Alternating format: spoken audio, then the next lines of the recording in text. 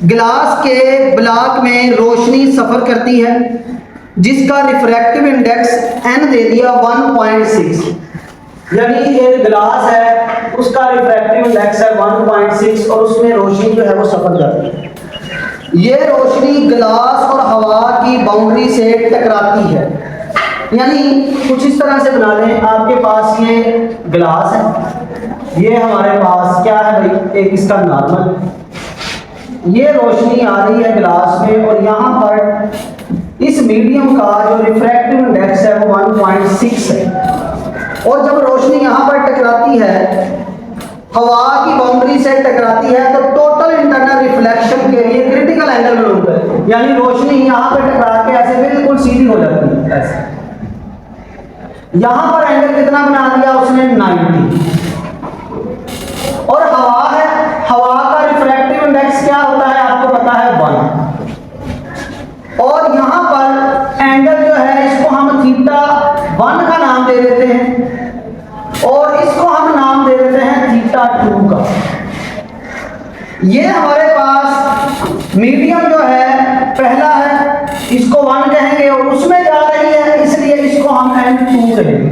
तो इसमें ये फर्क आपने याद रखना है, जिस मीडियम में रोशनी ने सफर करना है, इंसिडेंट होना है, वो n1 है, और जिस मीडियम में जाना है आपने उसको n2 का नाम देना है, या जिसकी तरफ जाना है। क्रिटिकल एंगल के लिए ये शर्त होती है कि यहां पर एंगल 90 बने, तो हम यहां पर लिख लेते हैं n1 1.6, थीटा 1 जो है ये आपने मालूम करना है, और जब ये एंगल 90 बनता है तो इसको थीटा 1 की बजाय आप इसको क्रिटिकल एंगल थीटा c भी कह सकते हैं। और थीटा 2 कितना है भाई 90, और n2 कितना है 1। देखिए सिंपल हो गया आपके पास। अब again Snell law, n1 sin theta 1 is equal to n2 sin theta 2। तो ये इसमें सिनेरियो है, इसको आपने ध्यान में रखना है। तो हमारे पास रोशनी यहाँ पर ऐसे पैरेलल हो जाती है एंगल 90, तभी क्रिटिकल एंगल होता है। n1 की वैल्यू क्या है 1.6,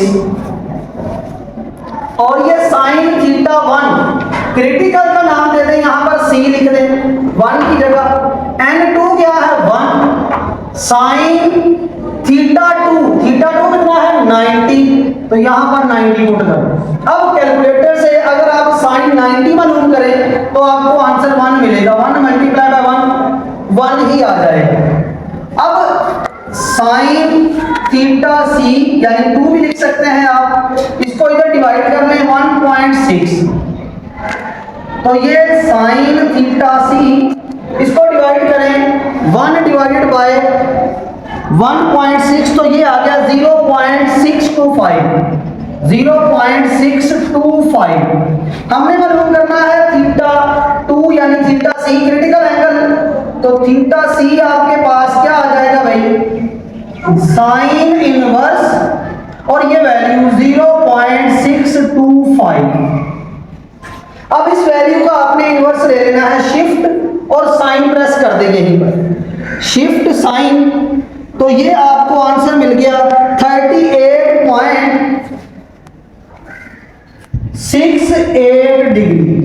तो मतलब क्रिटिकल एंगल जो है हमारे पास वो ये वैल्यू आ जाती है। तो इस तरह से ये न्यूमेरिकल नंबर 6 जो है हमारा सॉल्व हो गया।